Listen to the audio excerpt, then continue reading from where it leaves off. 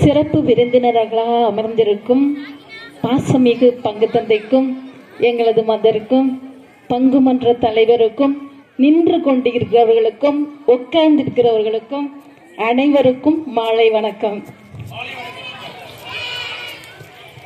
நாங்கள் இங்கேருந்து உட்காந்து மார்க் போட்டுக்கிட்டு இருக்கோமா, அரும்பட்டு, மாதம்பட்டு, கொரட்டூர், தடுத்தாட்கொண்டூர் 4 ஊரில் இருந்து வந்து டான்ஸ் ஆடுறீங்க. யாருக்கு மார்க் போடுறதுன்னே தெரியல, ஒரே கன்ஃபியூஸாக இருக்குது.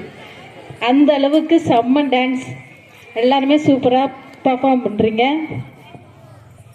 இப்போ நம்ம வந்து 2 நாளில் ஒரு திருவிழா கொண்டாட போகிறோம். என்ன திருவிழா? Okay, super.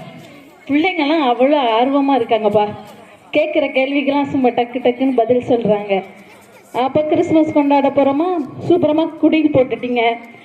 ஜீசஸ் இருக்காங்க, மாதா இருக்காங்க, சுசேப்பர் இருக்காங்க, ஸ்டார்ஸு, இப்படி எல்லாமே இருக்குது.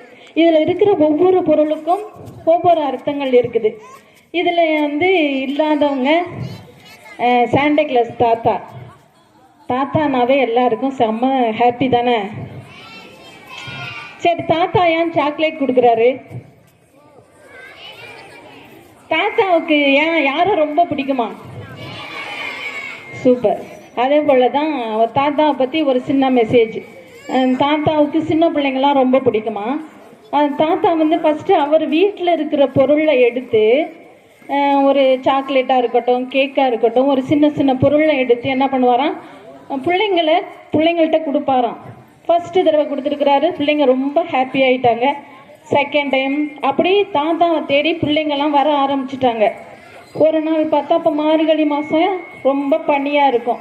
பிள்ளைங்கள்லாம் வர்றதை குறைச்சிட்டாங்க, தாத்தாவை நோக்கி வர்றதை. தாத்தாவுக்கு ரொம்ப கஷ்டமாயிருச்சு.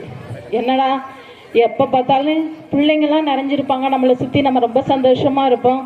இப்போ வந்து பிள்ளைங்க யாருமே வரலையே அப்படின்னு சொல்லிட்டு பிள்ளைங்கள்லாம் என்ன பண்ணுறாங்கன்னு பார்க்குறதுக்காக பிள்ளைங்களை நோக்கி தனக்குன்னு ஒரு வாகனத்தை ரெடி பண்ணிவிட்டு, அந்த வாகனத்தில் அவர்கிட்ட இருக்கிற பொருள் மற்றவங்க கிட்ட வாங்கிக்கிட்டு கடையில் போய் வாங்கி, இதை எல்லா பொருளையும் நான் தேடி வந்த பிள்ளைங்களை விட்டுட்டு அவர் தேடி போய் பிள்ளைங்களை கொடுத்து சந்தோஷப்படுத்தினாராம். இது தாத்தா கதை. இதே போல தான் இப்போ நம்ம கிறிஸ்மஸ் காலத்தில் இருக்கிறோம். நம்மக்கிட்ட இருக்கிற பொருளை மற்றவங்களுக்கு கொடுத்து உதவி செய்வோம்.